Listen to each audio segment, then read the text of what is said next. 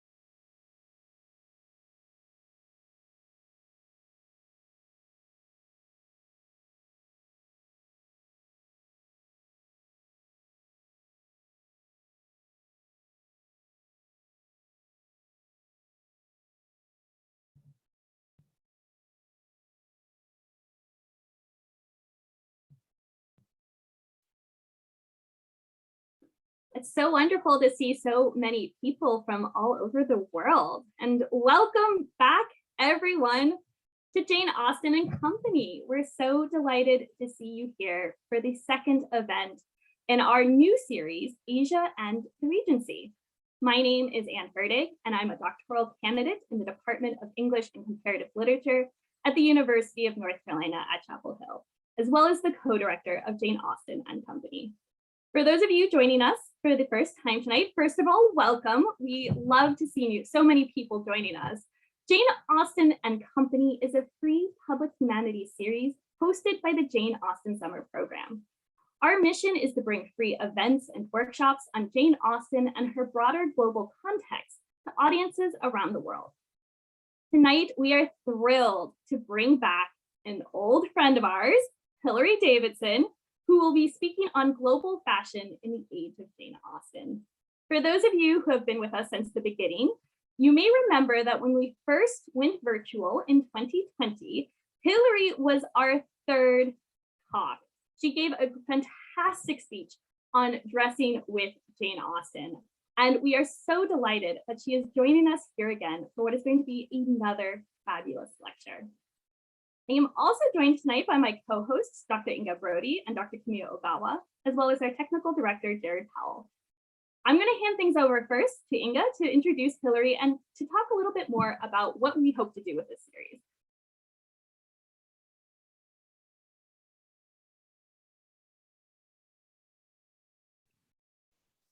Inga, sorry, I think you muted. Sorry, thanks. So I am an associate professor in the same department as Anne and Jared at UNC Chapel Hill. And I also teach in the Asian Studies and the Global Studies departments. I direct the Jane Austen Summer Program, which is the umbrella organization for Jane Austen and Company. And in case you didn't know, Jane Austen and Company began as a library outreach program where we engaged with maybe 1 or 2 dozen participants at a time. But during COVID, Anne and I decided to take the format online and to began with the series Staying at Home with Jane Austen.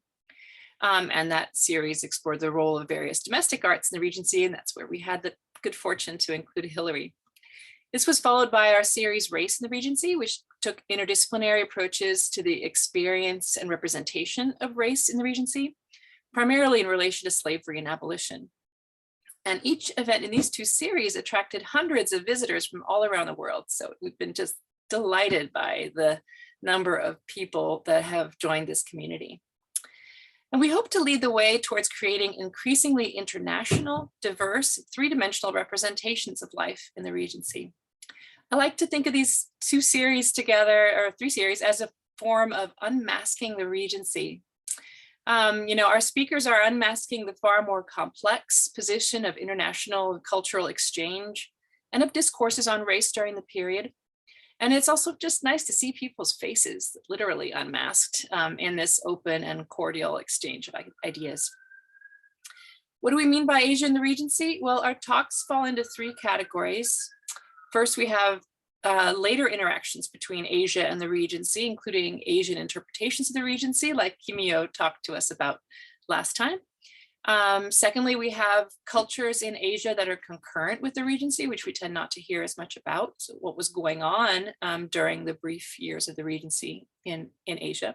Although we don't strictly limit our topic to the Regency, Georgian period in general. And finally, Asian influences on the Regency. And today's talk belongs to this category. And as a result of the active British trade in Asia, many of these cultural influences of the time are rooted in material exchanges. Ideas were imported alongside goods. So Chinese and Japanese, for example, Chinese and Japanese languages deeply inspired European and British philosophers of language. Asian art and aesthetics influenced landscape gardening and architecture. And British political philosophers formulated ideals of nationhood and liberty in relation to their notions of China and other leading countries in Asia. And we will hear about other aspects of this tonight. First, now I'm going to turn this over to Kimio, who's going to actually introduce Hilary.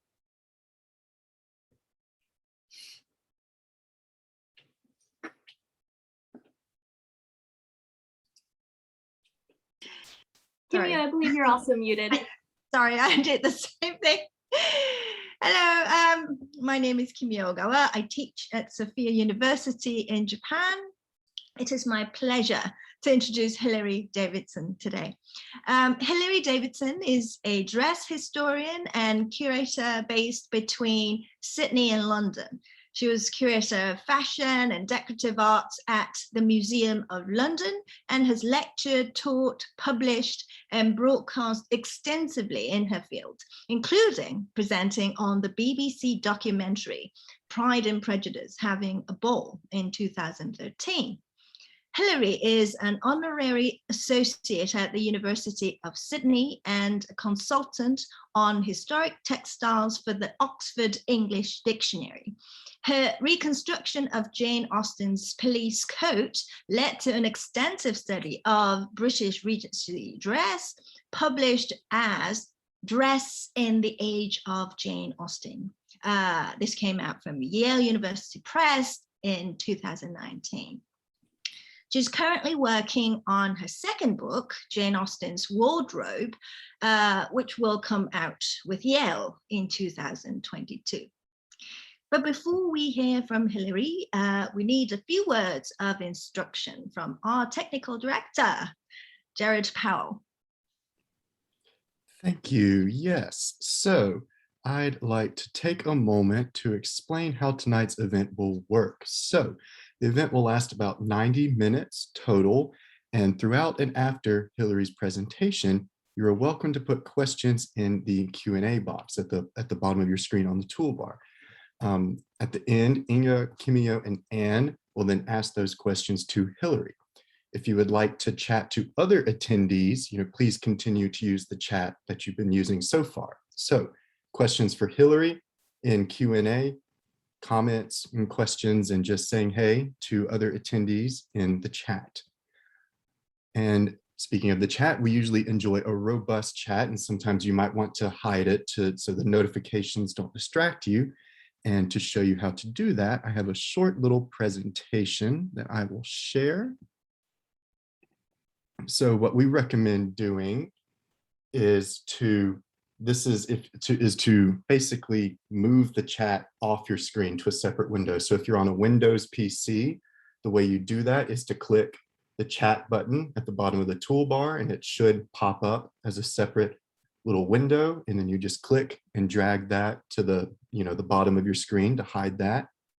If you are on a Mac, it works a little bit differently. There's an extra step. You click the chat, and instead of popping up as a window, it typically pops up as a sidebar. And so to make that a separate window, you click that little arrow at the top, and then you click pop out, and then same thing as before, click the little window, drag it off screen.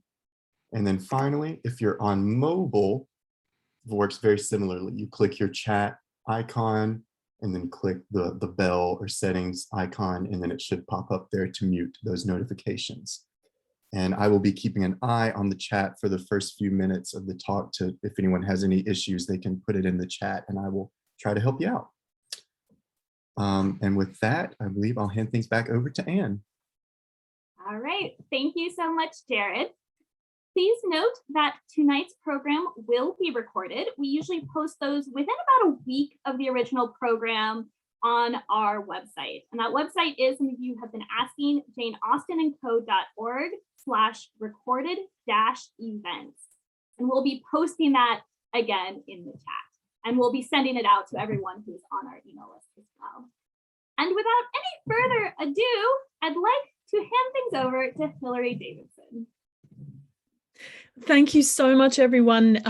First of all, thank you much for having me. Thank you very much, everyone, for turning up. I'm glad to see there's some fellow Australians here as well. So I will start the screen. I think that's good for everyone. So what I want to do today is I'm going to talk a little bit about global fashion in the age of Jane Austen, and I'm going to be concentrating on the Asian areas and look at the influence on Regency dress, which I think is deeper and more pervasive than perhaps we often realize. So I won't be talking about the West Indies or the Caribbean at all, but sort of concentrating on mostly on India and a bit on China. But I'm going to do some scene building first. So if I whiz through things at the beginning, you can always go back to the recording later, but it's sort of the stuff at the end that I want to really get to. So I put in the obligatory Lizzie and Darcy picture because this is sort of, I think, how we often most think of Jane Austen and how she's represented. So there's this idea that sort of Regency England is this timeless mythological place called Austenshire, which is dominated by the flickering light of cinema with all these kind of, bonnets and carriages, and it's all sort of somehow quite cozy. And even at the time, an 1824 review of Austen's work praised her skill in envisioning the inmates of the cottage, the farmhouse, the manse, the mansion house and the castle, and my lady's saloon too. Sketches of that sober, orderly, small town parsonage sort of society in which she'd spent her life. But I want to, in this talk, show you how this kind of local, cozy British Regency dress was actually inherently connected and supported by global concerns. You probably all know this off the top of your head, but so just, look at Jane Austen's lifetime, being born in 1775. It's an incredible period of change to be living through. And although she never left England, the experience of her extended family and the currents of influence amongst the dressed world in which she moved shaped much, much broader discussions. She had two brothers who sailed in the Royal Navy. They saw direct action in the Napoleonic Wars. They traversed half the globe. Her one sister-in-law was born and raised in Bermuda. Another one was born in India and married a French aristocrat as her first husband. Three of her brothers traveled through France and the continent. So she had all this incredible connectivity to the world, which, as we'll see, is actually a really strong part of Regency dress. And so we can use her as a way of looking at how this same true Indian muslin, which Henry Tilney talks about, graced British women in Antigua and London and Calcutta and Sydney simultaneously. And actually Jane Austen's she's a great pebble to drop and see how Britain was far more than this cozy local sphere, but this global empire. So dress was for Jane and her family and her milieu, and by extension her characters, it was very much a negotiation based upon personal networks and communities of taste and consumption possibilities. And in fact, it's in the 18th century that the consumer first sort of appears for the first time. And she lived in a world that is increasingly reliant on its materials things as markers of social connection. And it's also important to realise that the foreign object in Regency Britain was not necessarily received within the material space as extraordinary. That is, referring to a world estranged from the daily consumer choices and preferences. It was very much integrated, and it's the strength of that integration that is perhaps hides the strength of Asian influence in Regency dress from us a little bit. So just to kind of set up some of the practices that are happening, what is a very common way of gaining goods, and especially clothing goods in the period, is the practice of proxy or agency shopping, where people bought on behalf of others. And this is a quote from Jane to Cassandra, where Cassandra has been proxy shopping on behalf of Jane. So it's usually when people visit metropolitan areas from the country, and then they pick things up and send them back or deliver them back to their friends. So they are very much, the people there are in the Regency are accustomed to touching and seeing the components of dress, and sort of standing in the body of the proxy shopper stands in for the body of the commissioner. This is another example of Jane commissioning Cassandra for fabric. So they had to kind of work at a distance to understand what someone meant by a pretty cambric or a quality muslin. And it was a way of reinforcing social, familial, and often business networks. And men did this as well. So exercising and sharing a personal experience of material culture, which is going to become important later.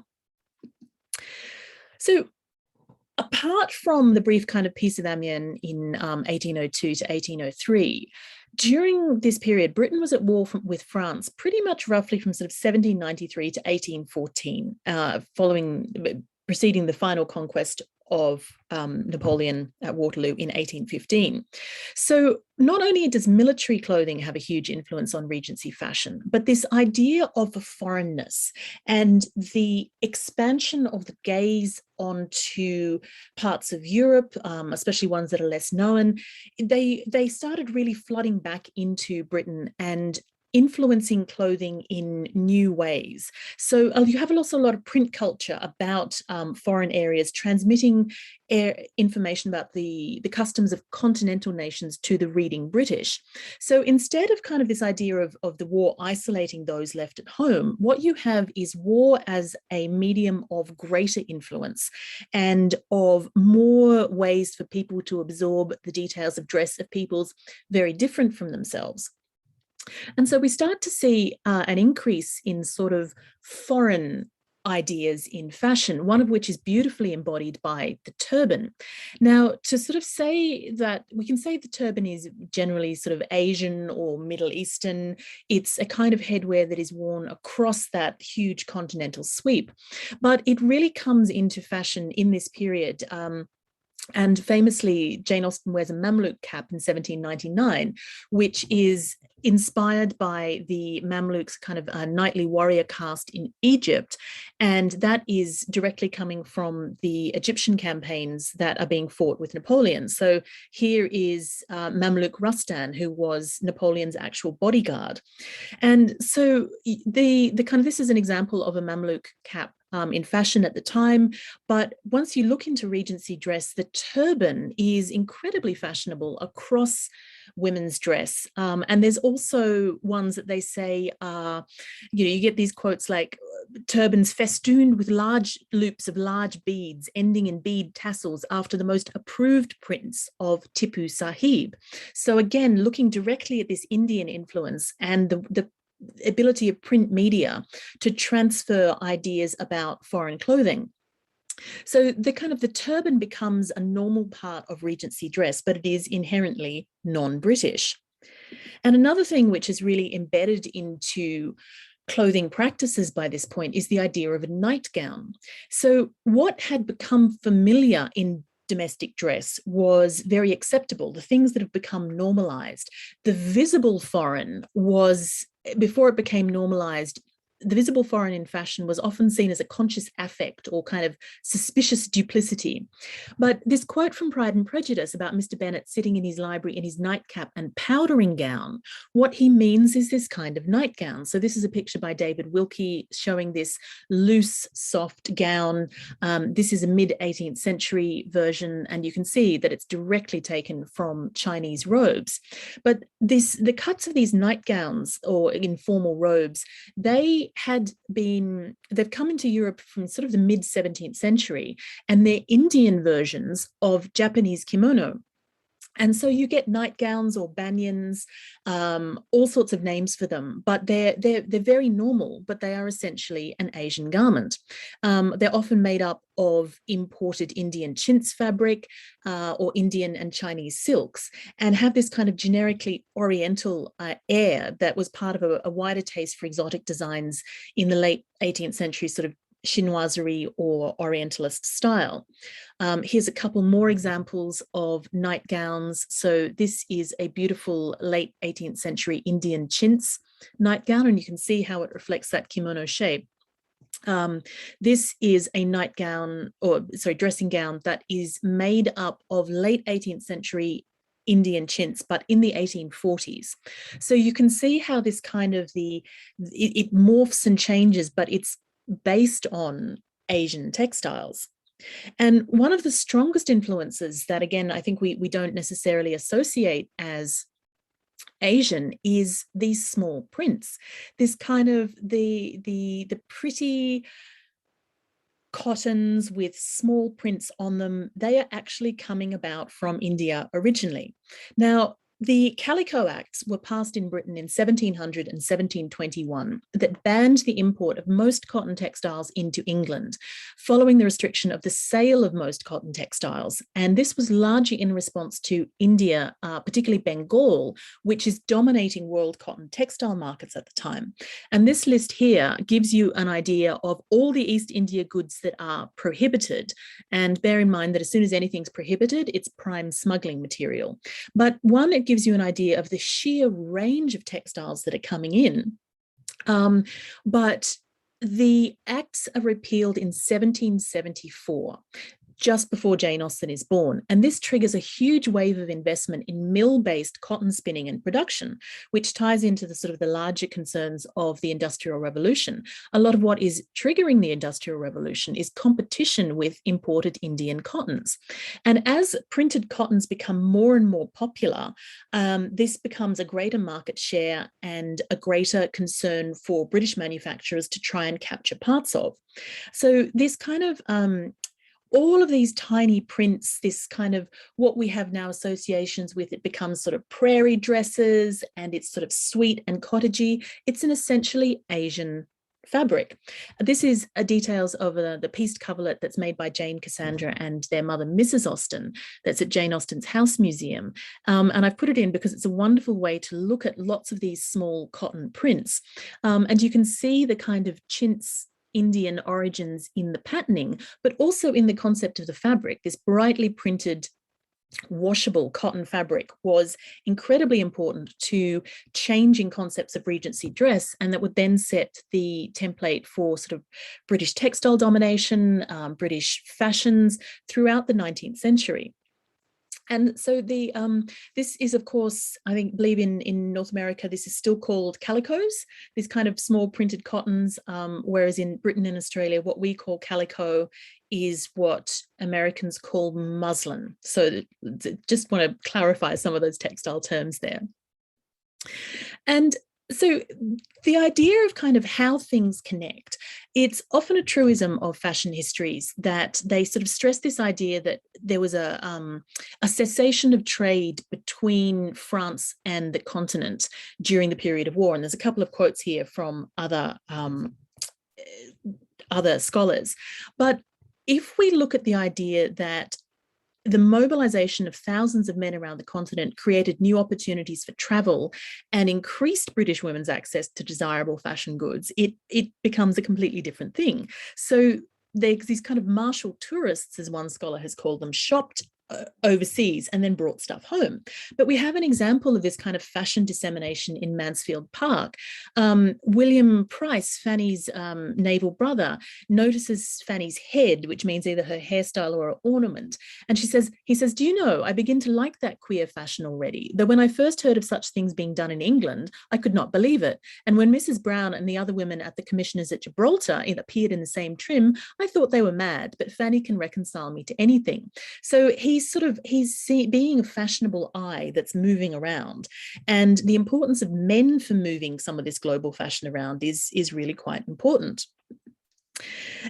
We also have the fact that the importance of the sea, and this is kind of wider import into global fashion generally, and the importance of black markets. The Channel here, the English Channel, and the paths between Calais and Dover, they're very small, and there's a whole lot of smuggling that was going on there as well. So while anytime you have something banned, you also have a whole lot of illicit importation of goods, and that's very much what happened between France and England during the war. But this becomes even more personal for the Austens because the Kentish coast down here, they absorbed the majority of illicit goods. So they brought things into Folkestone and Deal on the coast, and then they kind of went up to London on two of the main roads and just became absorbed into the retail culture there. But this point here is Godmersham, which is the Kentish seat of Edward Austen and Leighton Knight, Jane Austen's older brother. And you can't tell me that sitting between these two major smuggling routes, that they're not buying illicit imported goods. They're bang between the roads there. Everybody knew what was going on. Everyone knew what fell off the back of a ship. They're buying smuggled goods. And it is this kind of, so, to look at the importance of the men and the sea in British fashion. These are Jane Austen's two naval brothers, Captain Francis Austen and then Captain Charles Austen. Charles was her younger brother and the youngest member of the family. And the sea was crucial to British identity and British fashion throughout the Regency period because no other nation had the ships and efficiency to be such a military and a merchant presence at the same time. So British sea power is carrying all these clothed people and their textile wares around the world. And a lot of what her brothers did was to protect merchant ships coming from Asia. And this is a really direct connection as well. Francis Austen made charts of the China Seas, the Canton River, the Nanka Islands, which he then gave to the East India Company to increase their knowledge of the area and their ability to import textiles. They were world travelers, essentially. So there's a strong sense of membership in this wider naval family and those who travel, which becomes important for fashionable work because it fosters a communications network that includes the wives and the fiancés and other family members of serving sea officers, which of course Jane Austen was very much a part of. So this is a letter from her sister-in-law, Fanny Palmer Austen, who was the wife of Charles, to her sister Harriet, who lives in Bermuda. And she's talking about how she can get her captain friend to buy her some fabric from Holland. This is in the middle of the war. And so the British naval and merchant ship network opens up the world in alternative travels of personal consumption for dress, as well as protecting all of these Asian textiles that are coming into Britain. And these naval connections, they also helped respectable people to avoid customs duties pretty much as a matter of course. And here is an example of the Austen family definitely actually smuggling. So this is from transatlantic things coming in, but Fanny Palmer Austen has said, no, we know the box is going to be seizable, customs is going to want to have duties on it. So we sent a ship out to intercept the ship coming in from America. We took our box off, took it onto our ship, and then we'll send it locally into Britain. So there's this incredible kind of private trade going on as well. And one of the ironies here is that after the war was over, when Charles was stationed in North America, so this is during the war, he was actually there to try and prevent the wholesale smuggling of goods to Napoleonic Europe. So there's kind of informal travel happening here as well. But the the kind of the traveling men, and I love this quote this is from a letter of Jane Austen. She's relaying a letter of Charles's, of her brother, to Cassandra, and she says, "Such I believe are all the particulars of his letter that are worthy to traveling into the regions of wit, elegance, fashion, elephants, and kangaroos." And that kind of sums up this global idea of fashion. You know, she knew what a kangaroo was. There's the scholar Mary Louise Pratt has identified the importance of what she terms contact zones in colonial and imperial encounters. And she describes these zones as social spaces where disparate cultures meet, clash, and grapple with each other. So ships and shipping lanes linked societies and cultures in themselves, but also in the crews, which came from huge ethnicities and backgrounds. And so the naval men, the maritime men, were a distinctive international workforce that were also agents of new taste, transmitters of new fashion, and they, by stealth or under arms, they managed to bring things back to their friends and family, as well as protect the larger picture. So even the local sailors were global dress disseminators. These kind of the trousers that come into Regency fashion come from sailing men. And Fanny Price's older brother, Richard Price, in Mansfield Park, he's a midshipman on board an Indiaman, so an East India Company merchant vessel. So another important part of being a maritime man was their privilege or private trade. It was a critical facet of the way that they moved goods around. And it was basically a personal tax-free allowance that they could bring in, like duty-free. And it was one of the perquisites of even the common seamen. And it shaped their priorities about what they wanted to buy. They could make profits by selling things like these beautiful Indian silk scarves back in Britain. So then they also, of course, they smuggled. So they're doing on a small scale what big trading businesses like the East India Company are doing on a larger scale. And all of the way that these people travel, I love this picture. This is an interesting scene on board an East Indiaman showing the effects of a heavy lurch. The people who are traveling, and especially traveling out to India and the growing British colonies there, it's seen partly as going to a foreign country, but they're also going to a kind of a little Britain. And the Indiamen that travel around the shores, they are trying to be stopped from being captured by enemy ships, but they are also trying to be the naval men are trying to capture other enemy ships that may be carrying valuable goods. So it is conceivable that Captain Wentworth's fortune in Persuasion is partly made from capturing enemy ships carrying valuable textile goods. Now, I've included in the reading list, which will be sent around later, the link to the full online version of a wonderful book called The East India Vademecum, or Complete Guide to Gentlemen Intended for the Civil, Military or Naval Service of the Honourable East India Company, which was written in 1810. And it's a wonderful guide to looking at how to be British in India. And it's written by someone who'd lived there for 20 years, Captain Williamson, and he gives this fantastic view of how to negotiate British clothing practices in a different clime and different temperature. So including things like taking 4 dozen neck handkerchiefs of very fine linen, not calico, and this kind of bulk buying before you get out there. So it's a really interesting kind of look at the way that the British kept their clothed identity, but also incorporated the place where they were. But of course, the defining garment of the Regency period for women, the one that conjures it up overall, is the muslin dress, which it is inherently East Indian.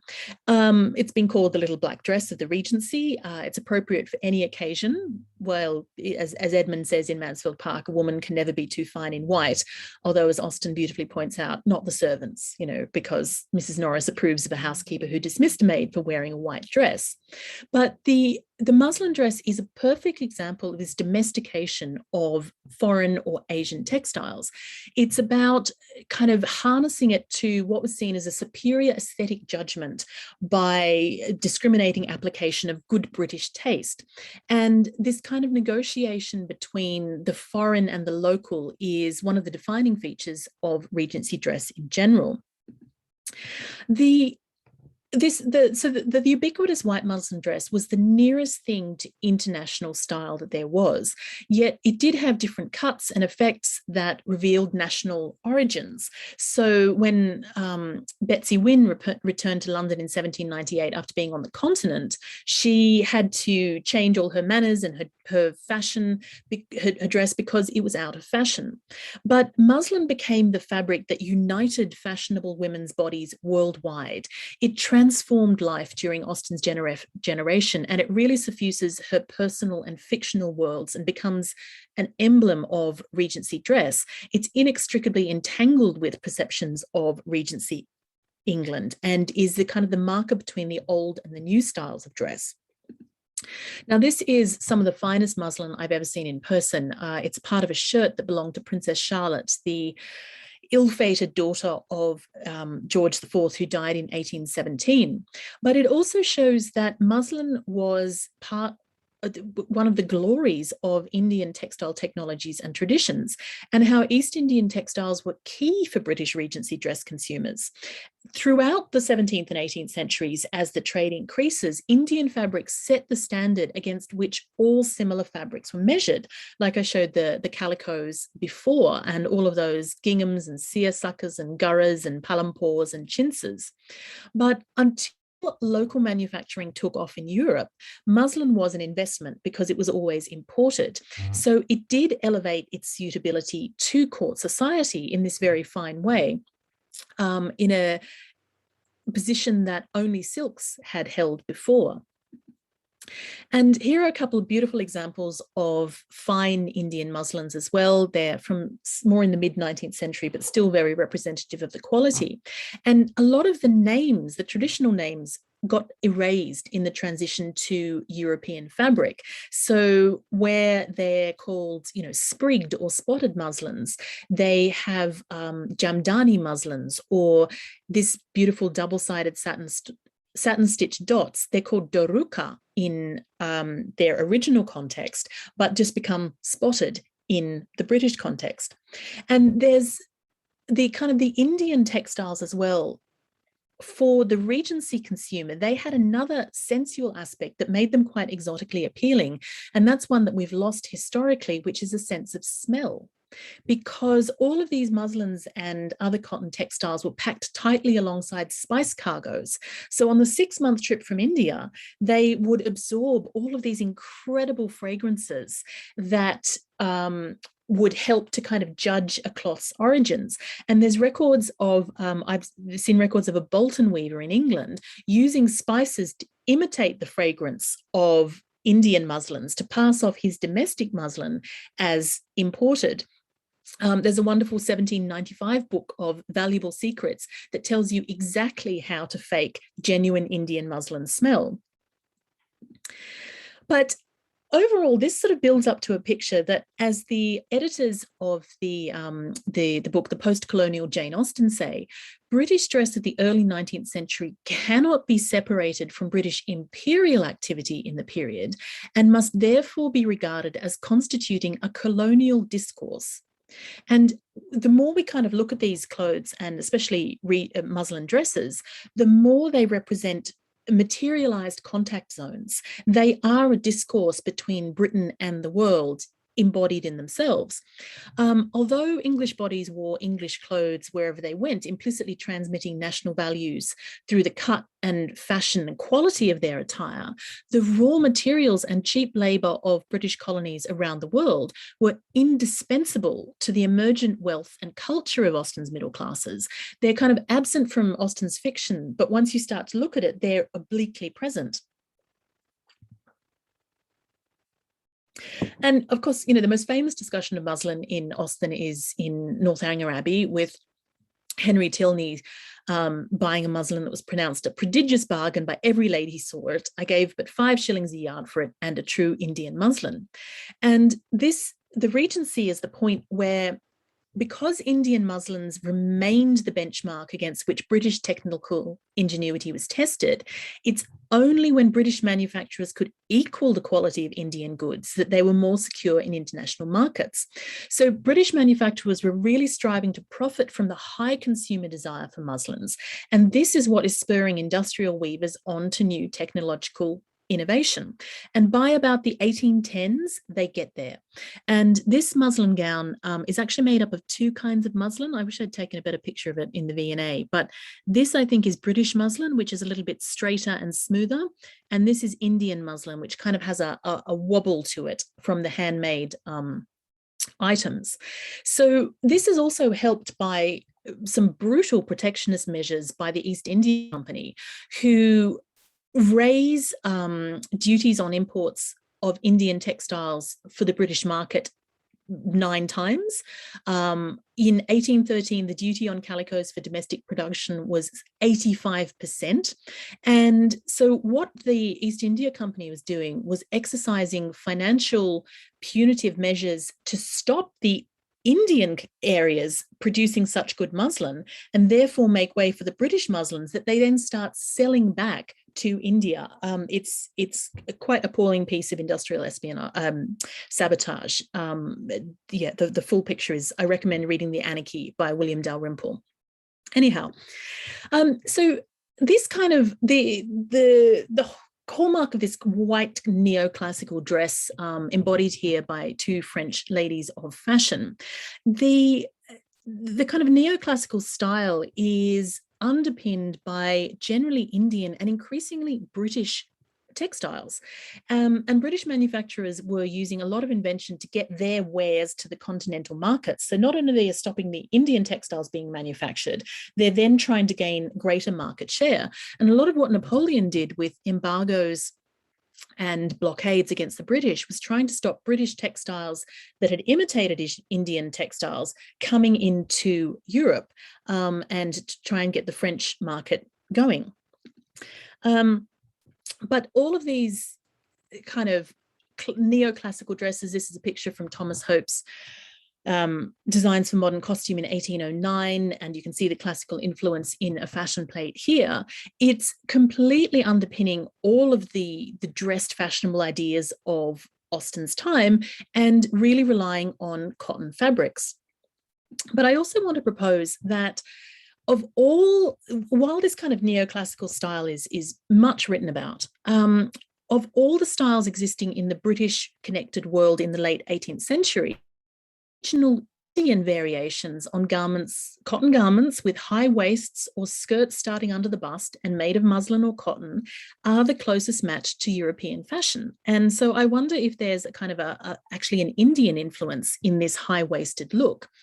So in 1792, for example, you have Fanny Burney noticing the conspicuous Indian princess style, chiefly of muslin, in the London dress of Mrs. Hastings, who is the wife of the former Governor General of India, which is exactly when waistlines are rising. So this classicism in dress may equally have been an East Indian Orientalism in dress. And you can see here, this is a man's muslin jama, and then this is a stylistically hybrid company painting done in India for Europeans that shows this kind of white muslin gown that we think of as typically Regency, but you can see the connections between what is essentially indigenous clothing. The textiles are indigenous, and there's, I think, a style relationship as well. But this is also backed up by Captain Williamson in the East India Veda Mecum, who says explicitly that the Peshwas, meaning the kind of the Peshwa shalwar, open in front, which is this kind of garment here, is not now in fashion. This is the robe from which our ladies have taken their present dress, which they have modestly closed before, having no painted kimcabs, these kind of leggings, to show. And so he says, oh no, it's, the high waist is totally what's inspired European fashion. And I also wonder if the lack of the heel and the way that the heel starts to drop off women's shoes in the 1790s, again, the nearest thing that you find to this kind of flat shoes with pointed toes are Indian pieces. And this is a bundle of footwear, sort of 1795, that is reconstructed from the wreck of the ship, the Sydney Cove. And I'll get onto that in a second. But also, you know, one of the other defining garments of Regency fashion is the shawl, and that has as complicated a trans-global history as muslin does, and also originates from India. And I've put this quote in here from Sense and Sensibility because they're talking about Colonel Brandon, who of course was stationed in the East Indies. And I think, you know, given that Austen had brothers who actually went to India, what this is said about the area, I would say, comes from direct personal experience. And so this is another example of the kind of expansion of the idea of contact zones. The Regency bodies were implicit contact zones, as Beverly Lemire says, interactive, improvisational encounters. And many normative parts of Regency dress depended on or emerged from global contexts.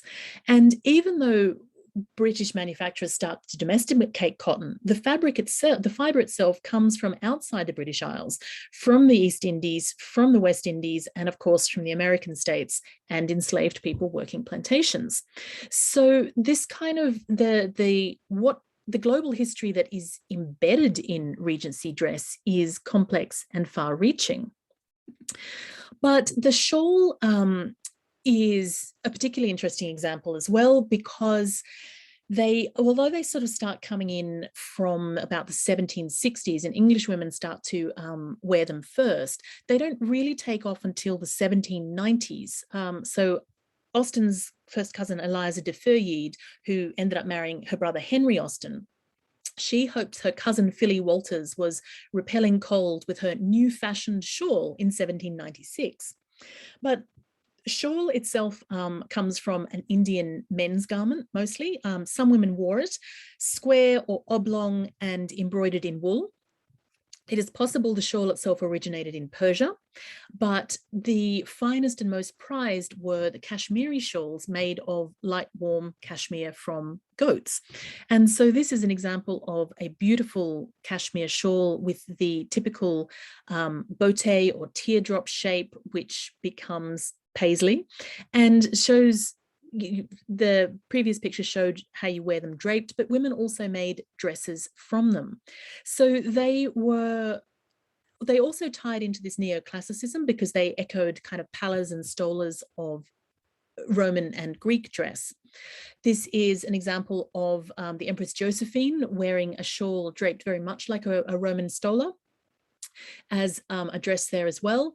But Josephine loved these exotic fashions. She was a huge fan of shawls. She helped to make them popular. And she also loved British muslins. And there's hilarious accounts of Napoleon's convoy being stopped and checked at a customs point, and Josephine's trunks are full of British muslins, and he has to get rid of them all because, you know, you can't have your wife smuggling clothing. But the botte shape, making the shawl becomes another point where British manufacturers try to compete with the imported article. And because towns like Paisley in Scotland had already lots of experience with working with wool, this motif enters 19th century fashion as the Paisley motif. And again, its Asian origins are kind of blurred. But the real thing was very much still valued. And again, in Mansfield Park, which is probably the most global of Austen's novel, William Price, when he's promoted to lieutenant, the promotion only rouses the extremely indolent Lady Bertram because of this prospect of him having access to the genuine Indian article. And she gets, you know, the nearest thing to excited for her when she thinks, oh, if he goes to the East Indies, he mustn't forget my shawl. Maybe I'll have 2 shawls, because they were highly valuable and highly fashionable garments. Plus, William can bring them in tax-free using his privilege, so she can get them even cheaper. And that's basically why she wants luxury imported Asian goods at discount prices. What we see, though, is from the 1810s shawls becoming more domesticated and more cozy, and as I say, more part of kind of British dress because of this production of the local production to compete with the imports. And again, like muslin, the subtle differences between British machine-made and Indian hand-woven shawls retained a kind of a price and status difference for connoisseurs. And once we start to see in the 1810s, in Austen's later novels, more shawls kind of moving around, they're these domesticated British versions rather than the more expensive Indian versions, I would say. But the kind of the interfamilial textile transition and the possibility of one man to shop is very is embodied by Frank or Francis Austen. There's a letter from his wife in 1810, Charles's wife, Fanny Palmer, who in 1810 says, "We shall send you part of our brother Frank's China present and hope it shall prove acceptable." So that's in September. And in August, Frank Austen had sailed back as an armed escort for East India ships traveling from Canton via Madras back to England. And then he sent gifts on across the Atlantic to his sister-in-law there. And so later on, she talks of this as a piece of India crepe. And crepe, of course, means silk. And although it could have been woven in India, Frank had started the journey in China, which is the traditional home of silk production. So this shows how one naval man could direct a textile halfway around the world to clothe women in Hampshire and Halifax and Bermuda. And I would suggest that Jane and Cassandra Austen's China crepe dresses, which only appear in 1813, so after Frank's trip, are also made from China that is crepe that is brought directly from China. So I would say also that, you give slightly nicer fabrics to your sisters rather than to your sister-in-law. So my presumption is that this is also the result of a similar gift from Frank, kind of direct from Asia. And just to start finishing up, I want to look at kind of the further British colonies. One of the things I like about the Regency period is that Australia exists. My country actually is there in its current incarnation, though, of course, it's been settled by people for about 60,000 years before that. And a lot of the reason why people are in Australia in the first place is theft of clothes. About 40% of people on the first fleet were convicted for stealing clothing or textiles. But the network of Britishness, what happens with the colony in Australia is that all of this personal connection expands across the world. And in a colony that was always short of material goods and had no official currency till 1813, this global trade of goods had particular cachet, and dresses and accessories brought from Britain found a huge ready market in fashion-conscious Sydney. And what we also have is the experience where a lot of the early governors of Australia, or New South Wales as it was, had been men who had been stationed in India for up to 20 years. So they were already part of this kind of global colonial Britishness. And you see a huge amount of proxy shopping going between this furthest colony and back to Britain, exactly like they would do on the way in Britain. So proxy shopping and the importance of the sea and personal connection, it operates across the longest different distances, across these acquaintance networks. And people bought muslin and bonnets and shoes 6 months away in Australia, exactly like they do if you were going from Winchester into London. So this kind of there's a global network of dress consumption that Britons are setting up. And often for those who are out there as free settlers, the only source of sort of desperately needed supplies or fashionable clothing is these personal connections. But it's not only in the connections start going back in other ways. The Australian wool industry booms after 1815, and they start sending wool back to Britain to make what's called botany worsted. So this farthest kind of colony is then contributing to shawls made in Britain in imitation of the Asian clothing. And also the clothing and fabrics that are received from family and friends abroad, whether that is in Britain or in India, demonstrated to women in New South Wales that they were not isolated from Britain or the Empire. They were part of this trans-global community.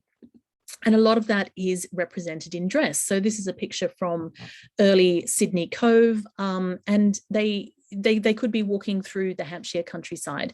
They look exactly like their English counterparts. And to dress in international muslin style, as it were, was a way of showing their kinship of middle class and gentry elites, as it were. It's also Australia's very hot, and these kind of light cotton women's clothing that has come from other hot areas much suited the climate. We also have accusations that women in Sydney were preoccupied with little else beyond their children and their latest style of dress, which is something we see plantation ladies in the Caribbean accused of. We see it in Australia and India, and we could also argue Lady Middleton in Sense and Sensibility, Lady Bertram. They're indolent and can't be roused to do anything. But just finally, this furthest colony starts to import, I'll just pop back here, the closeness of India to New South Wales is much better than to Britain. And so we get direct importations from Canton, from Calcutta, and they are also ways of demonstrating a kind of an elitism of taste, of knowing what is in fashion, of knowing how to consume, of knowing who to contact to consume it. And so you start getting supply ships coming in. You can see the kind of Indian textiles they've got here, 1808, 1810, directly imported from India. Much cheaper as well. Why would you get it going from Britain? They're getting ready-made clothing, shoes, fabric. The places that they come in from: Bengal, Calcutta, Madras, Manila, Canton. So the expansion of these sea routes and the connectivity of British dress and textiles becomes even further. And this all helped to create a clothed identity of Britishness that somehow required the fluidity and strength of mind to absorb, but not to be overwhelmed by these foreign influences. And these kind of industrial developments also sought to arrogate the power of colonial textile production to the home islands, and also make the established industry ever more dominant. So this kind of sense of Britishness, the nation of Britain and its nationalisms, were intertwined in dress from sewing threads outwards, and many of the foundations of Regency dress were based on Asian textiles. So really, for a woman who never left England, Jane Austen was in touch with the world, and the world fundamentally supported the ordinary business of Regency dress. So I will leave it there. The last slide I will give you is the obligatory shill for my book. It's good, you should read it. But if you do want to know more about this, the last chapter, World, expands on some of these topics as well. So I will stop there and look forward to your questions.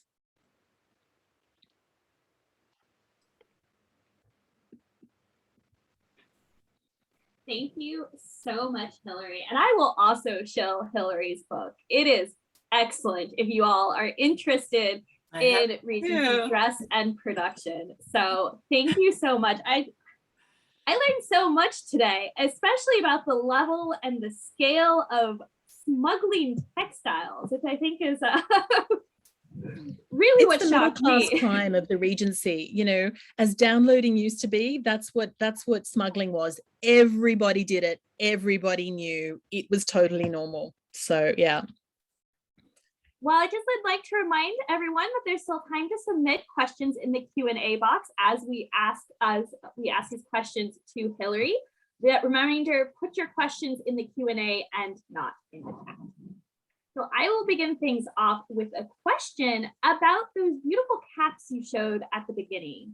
How did they know how to make caps like the Mamaluke cap? Did they have some sort of pattern that came in from abroad, or are they approximating it?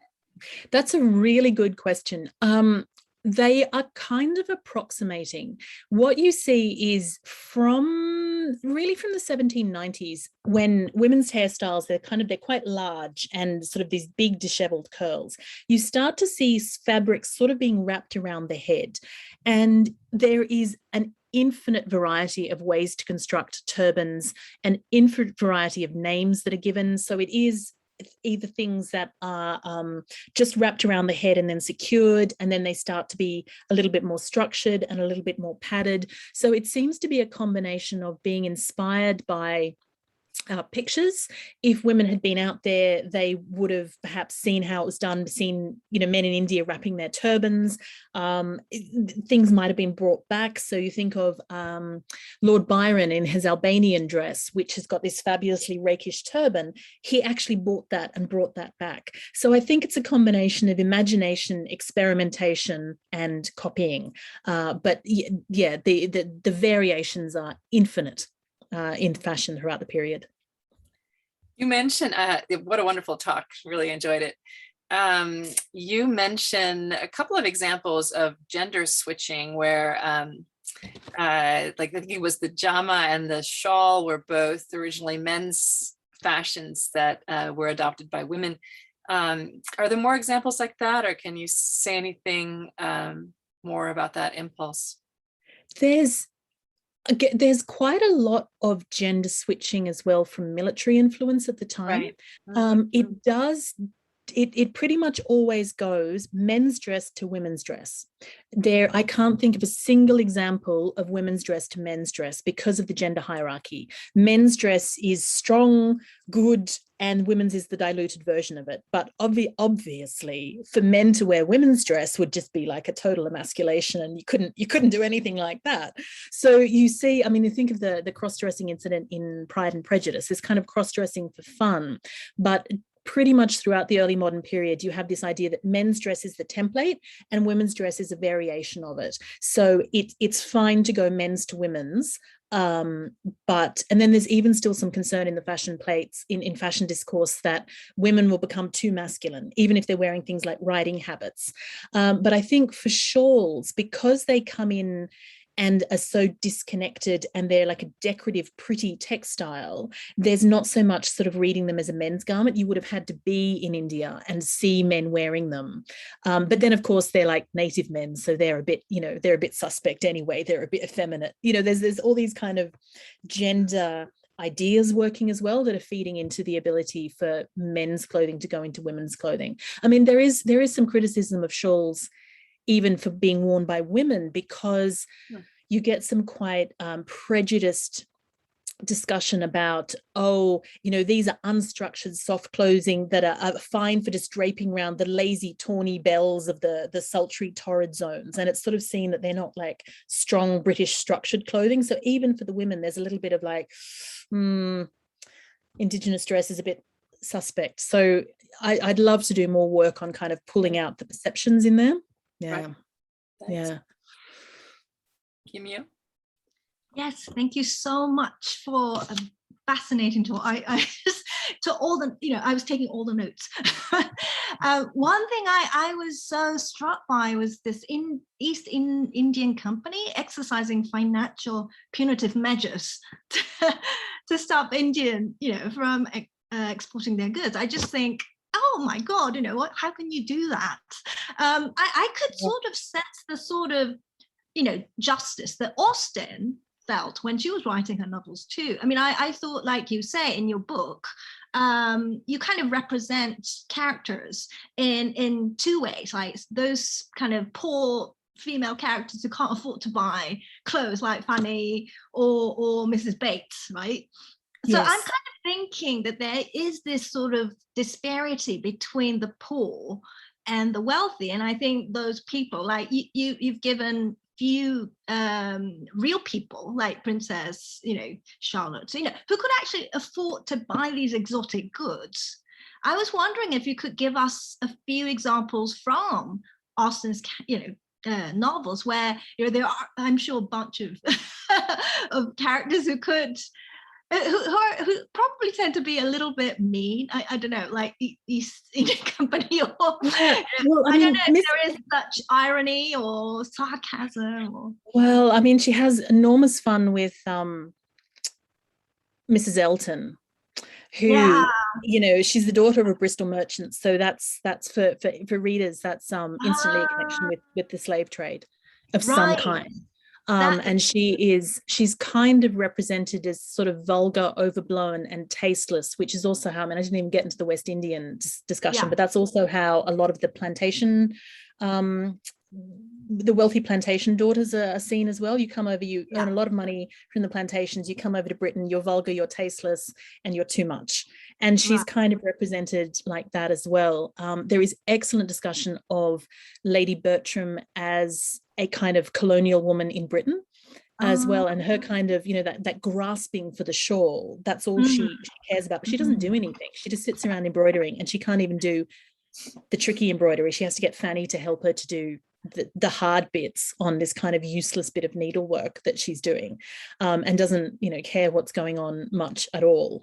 But actually Miss Bates is a great example there, because there's a point at which Jane Fairfax gives, I think, Mrs. Bates a shawl which was bought at Weymouth when Jane is on the coast, except Weymouth is one of the smuggling towns. So there's a really strong possibility that Jane Fairfax, who's been on a seaside town known for its smuggling, has bought an illicit imported shawl and then given it to her great aunt as a present. Like, Austen never does anything without a reason, and there's a reason. Like, I'm sure there's a reason she went and mentions Weymouth, and again, it's kind of an in-joke. If you know what's happening, you know what's going on. But yeah. Wow, that's fascinating. Thank you so much. Yeah. I'm just seeing, sorry, I'm just seeing in the chat discussion about how you would scent your muslin. I can sort of see it coming on here.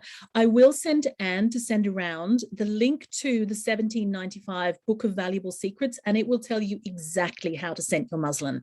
You've got to put it in a basket for 6 months with certain spices, but if anyone wants to try it, I would love to hear how it goes. So Anne, remind me to do that, and then you can all try scenting your own Indian muslin at home. Anyway, I'll keep going. We'll send a reminder in 6 months to see how it's going with everyone. We have a very interesting question about if you can speak further about the impact of the Revolutionary Wars on fashion trends, news, reporting, the sort of communication between France and England at that time. I think this is really interesting, because I find that sometimes the simplistic view is that the waistline goes up and fashion changes because of the French Revolution. And it's not that at all. All of this was building before the Revolution, the muslin dresses, the wide sashes, the softer fabrics, the cotton. It's there in the 1780s. And it's, you know, it happens in Britain simultaneously. Yes, there is sort of a new interest in democracy. There is a turn from looking at the French court to maybe looking at the British parliamentary system and the country squire, but I feel like the impact of the French Revolution directly on fashion has been greatly exaggerated. And that, again, there is a lot of scholarship about this as well, that it coalesces a lot of trends that are building anyhow. But also, once you have a look at what's really happening in terms of the fashion papers coming over, you get things transmit. You get stuff in British fashion magazines going, here's the latest Paris fashion plates. And you're like, well, hang on a second. If everything stopped, how are they getting over the channel there? So yeah, the revolution itself was deeply shocking, but I don't think had that same impact on fashion. The wars, because I've sort of looked more at that, that's where I feel that, again, it's been misrepresented, that this idea that all traffic stopped between France and Britain is just not true. And it also, it so the blockades were there, and you saw mail wasn't allowed to get through. But when has any mandate or, directive from any government ever been 100% successful? I mean, of which we have many examples in the current pandemic. So what you have is, on one hand, officially things saying, no, nothing will get through. This is not good. And on the other hand, you have Napoleon setting up a city of smugglers on the coast deliberately to smuggle things across and try and undermine the British system. You have shopkeepers in Kent going, okay, you're going for a smuggling run. I need 24 shawls of this color, and the ones you brought me last time weren't any good, and I'd like this kind of lace and these kind of gloves from France. So they're sending shopping lists. You have official government embargoes, but you also have the governments issuing licenses for the French to trade in Britain. So in 1813 alone, I think the British government issued 18,000 licenses for the French to trade. So stuff's coming across, and the French fashion press is releasing a new magazine every 5 days, Le Journal de Dame et de Mode, and those fashion plates appear regularly in British magazines throughout the entire Marshall period. During the period of war, you've got, this is the Paris fashion, you've got the hats and the caps and the copying. So plus all the men going out there and sending things back. So every possible channel for consumption and fashion influence and sharing is actually alive and well. It's just that the official story says, no, we're at war, nothing's happening. And yeah, no, which I love. I love that humanity. I love that inventiveness and the way human nature will out. I think that's one of the most interesting things about this kind of period of war. Anyway, that was quite a long answer. There's been a considerable discussion in the chat about the color white. And one of our participants asked, why white for muslins? And the discussion of the color white for wedding gowns, and when and where that began. Also at the recent AGM, I don't know if you, I guess that they're not live yet, the presentations from the JASNA AGM, Amelia Rouser gave a talk about the color white in Regency clothing and relating it to racial discourses. Anyway, wondering if you could just talk to us a little bit about the color white. Yeah, I really enjoyed a lot of Amelia's book. I think she's fantastic on the art history. I think the dress history is not so strong, I will say.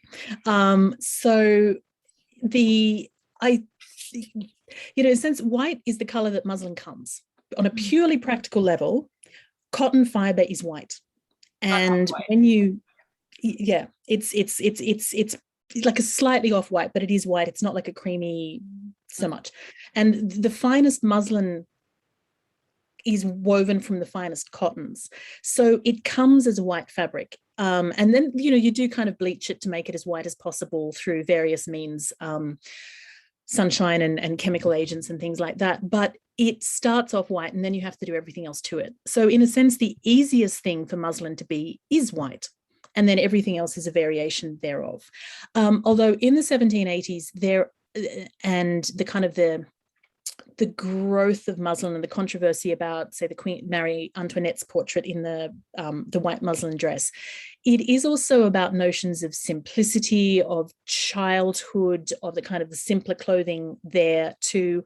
But the thing is that if we're talking about sort of race as well, then the white clothing has been worn by quote unquote brown Indian people for a very, very long time.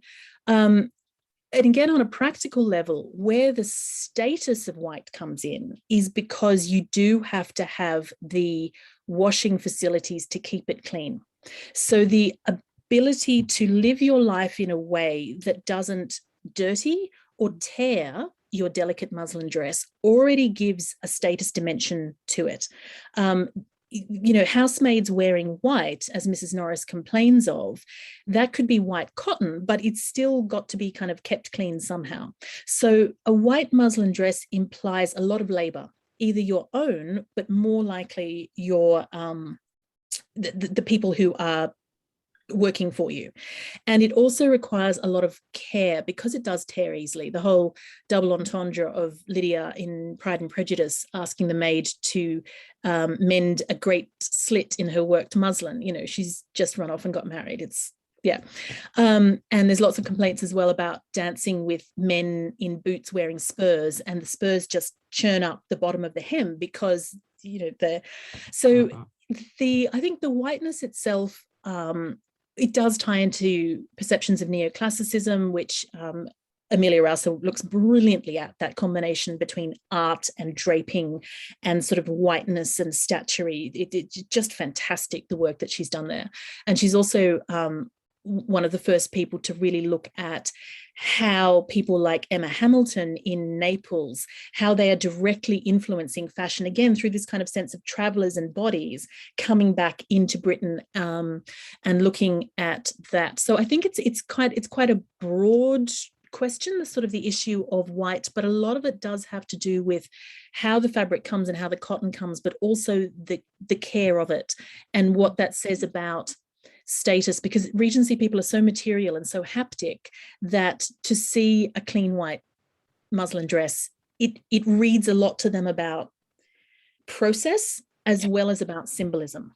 And I feel like we tend to sometimes look more at the symbolic or aesthetic dimension of Regency clothing and not the material dimension, which to them was inextricable. It's like the way we look at fashion plates as images, and we forget the text on the side. That's how they would have understood it, saying this is a cambric muslin with this kind of satin trim and this kind of hat, and your shoes are made of this.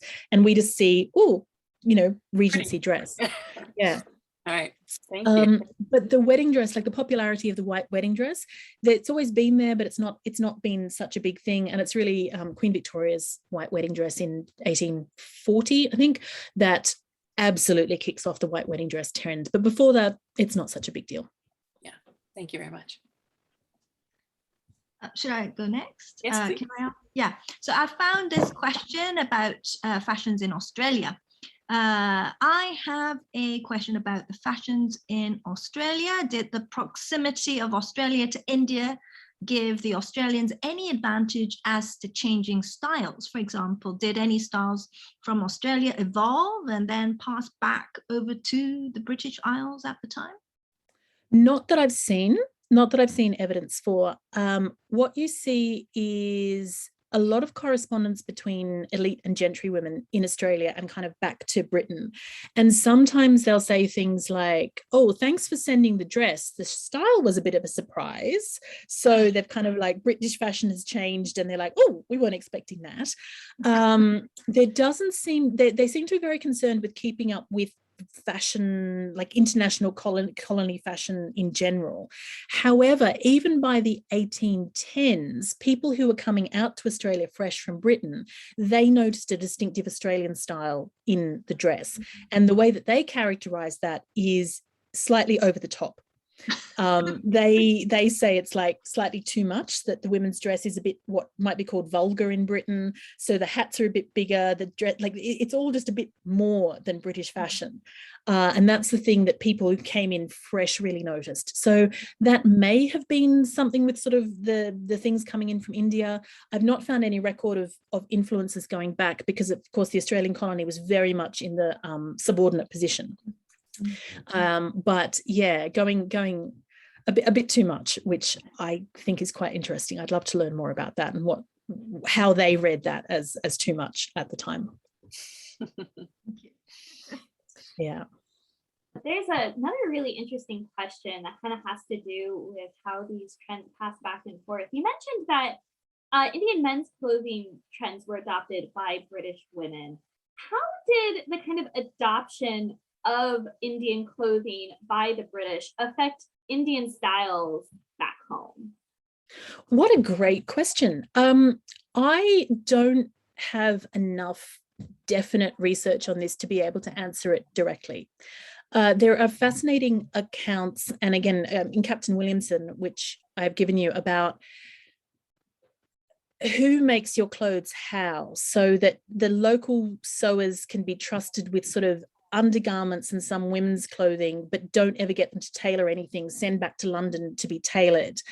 But that's very much kind of from the British experience of using local skills and local ideas there. And there's also a lot of concern about whether or not you go native and some women who are, you know, they don't cover up their décolletage because, oh, it's too hot, we can't. And they've kind of like, no, that's what the native women do, we can't do that.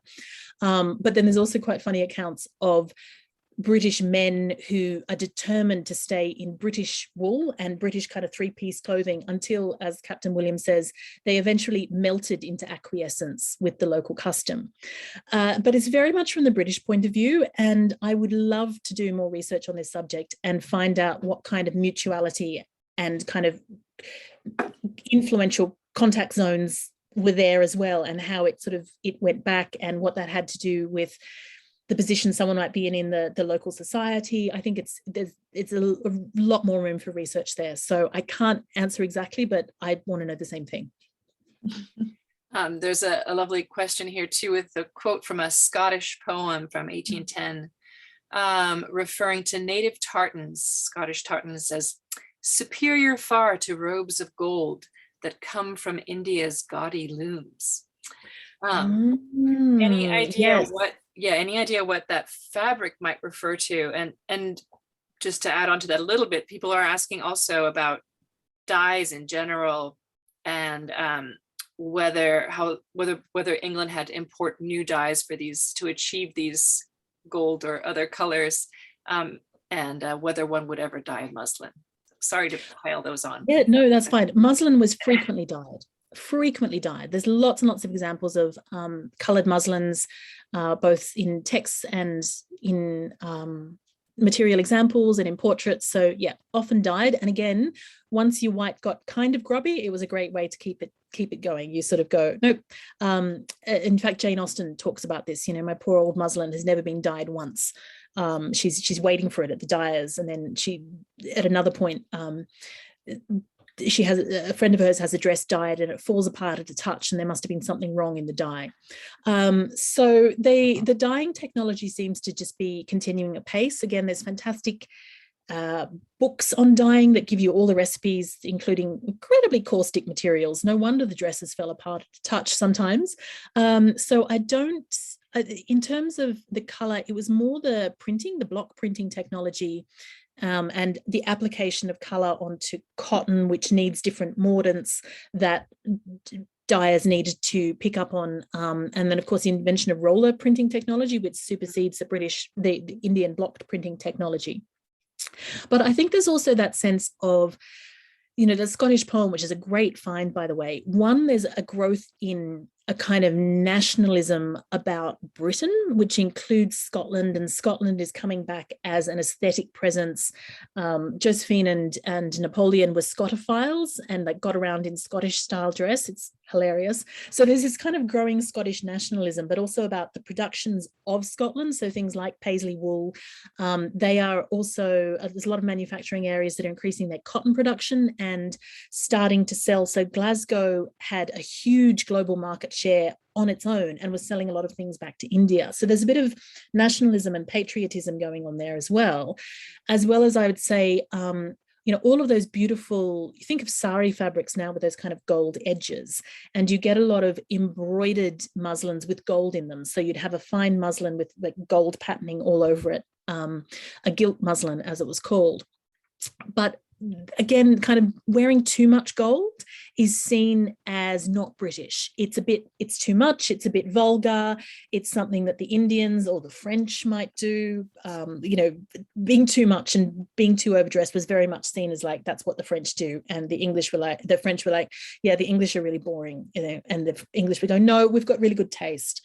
So there's kind of all of these different kind of assumptions and positions going on in that poem, I'd say. But the gaudiness is about the superiority of Scottish/British taste compared with, you know, the vulgar Indians who need, again, that what is foreign needs to be run through that British taste mill, that to be tempered with correct and sensible British taste, and then it becomes something that you can wear.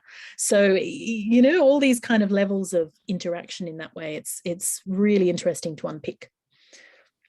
Thank you. Okay, there's another very interesting question. Were the sheer Muslims, I think this person's referring to that kind of shirt that you were showing earlier. Sheer Muslims made in India, woven on the industrial type looms as in England, or were they more hand operated looms?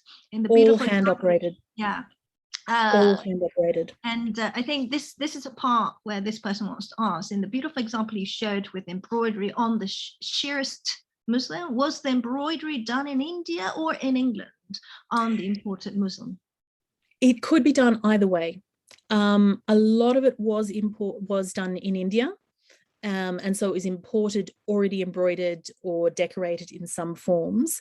And then they could also do it in England. So it could be something that a lady could work her own dress, but more often it would be sent to an embroiderer. And sometimes these lengths of fabrics were sent to kind of outworkers. So there were lots and lots of women and children around England who would do embroidery work, and then you'd kind of sell it on from there. And those people, once lace making technology started to take off in Britain, and they could make tulles and equally transparent fabrics, they're the ones who are also doing all the sprigging and spotting on those transparent fabrics because they're transferring it. But the best ones were done in India because, I mean, it's quite hard to embroider on muslin because it's such an open fabric. So again, you need that skill of working with the textiles, not to kind of make it pull, to have it done evenly. And so, yeah, the best ones were done in India. Thank you. Thank you so much, Hilary, for a fascinating talk and a great Q&A. I think we could ask questions all night, but unfortunately, it is time to go. So we'd like to thank you once again. We'd like to thank our audience, and we ask you all to hang on just for a few more minutes because we have some really fun announcements about future events and ways to get involved with both Jane Austen and Company and the Jane Austen Summer Program. So once again, thank you, Hilary. Thank you so much for having me. And thank you everyone for coming and listening and for such great questions. I really appreciate it. All right, so we have several more events on our roster to announce. Coming up next in December, we have Peter Saber, who's going to be talking about Horace Walpole in China. Now, Peter is just a fantastic speaker and worth it alone to come hear him speak. And I know Horace Walpole might not be the most familiar name, but he is one of the most colorful characters of the 18th century. He is responsible for writing what is often attributed as the first Gothic novel. Think of all of those novels that Catherine Morland loved to read in Northanger Abbey. Famous critic Susan Sontag has even attributed him as one of the originators of the concept of camp. So when we call something campy, it's a long aesthetic tradition dating back to Horace Walpole. He's known a lot for his extravagancies, including his wonderful pseudo-medieval house, Strawberry Hill. And on December 16th, Peter Saber is going to be talking about what is known as his Chinese fairy tales. These are all short and available online. We're going to send the links around to some of the fairy tales once again before the event. They're a really great way to be introduced to another 18th century writer and to learn more about the English perception of China in this period. And then in January, it's all adaptations. On January 13th, Noriyuki Harada is going to be talking about Pride and Prejudice in Japan. From movies to comic books, to ask why Pride and Prejudice is still so popular in Japan. And then on January 27th, Tristan Connolly, who I think might be on this call, so if you are Tristan, please say hi in the chat. We'll be talking about Asia, which is an Hindi language adaptation of Emma. If you haven't seen it, it's very cute, it's very fun, and if you're in the US, it's available on Hulu and for rent on Amazon Prime. So why not make it a movie night? Watch Aisha and then come hear Tristan talk. As with all of our events, these are available for free at janeaustenandco.org/sign-up.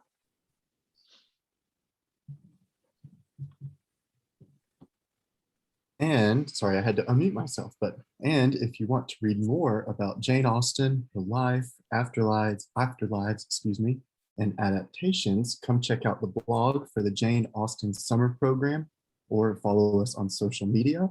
The Jane Austen Summer Program, JASP, is a 4-day summer symposium that typically takes place in June in Chapel Hill, North Carolina. And 2022's theme is Austen and Shakespeare. And those exact dates are June 16th through the 19th, 2022. So join us for lectures, hands-on workshops, small discussion groups, exhibits, and other activities that blend scholarship with fandom. Registration will open in the next few weeks and it always sells out. So please keep an eye on our website, janeaustensummer.org. And thank you to the over 330 people who came today from all the corners of the world. In the Americas, we had people from all over America, the United States, sorry, as well as Canada and the US Virgin Islands. And in Asia, we had people from Japan and Singapore and Australia coming to hear Hilary. And I'm particularly grateful actually to the people in Europe who tuned in from Germany and Ireland and Wales, as our, it's not particularly a commodious time zone that we've chosen for Europe for this particular series, because we're trying to have it work both for the US where we are and in Asia and Japan where Kimyo is. So this program today was supported by the North Carolina Humanities Council, which is an affiliate of the National Endowment for the Humanities. And we want to thank also the UNC's Humanities for the Public Good, a project of the College of Arts and Sciences with support from the Andrew W. Mellon Foundation, and the Carolina Asia Center for their support of our program. And if you enjoyed tonight's programming, please consider making a donation to the Jane Austen Summer Program. We are a registered nonprofit, so your donations are tax deductible in the US. And they really go far in showing how Jane Austen's work and world matter now more than ever. So thank you for considering where our organization might fit in your own giving in this season of giving.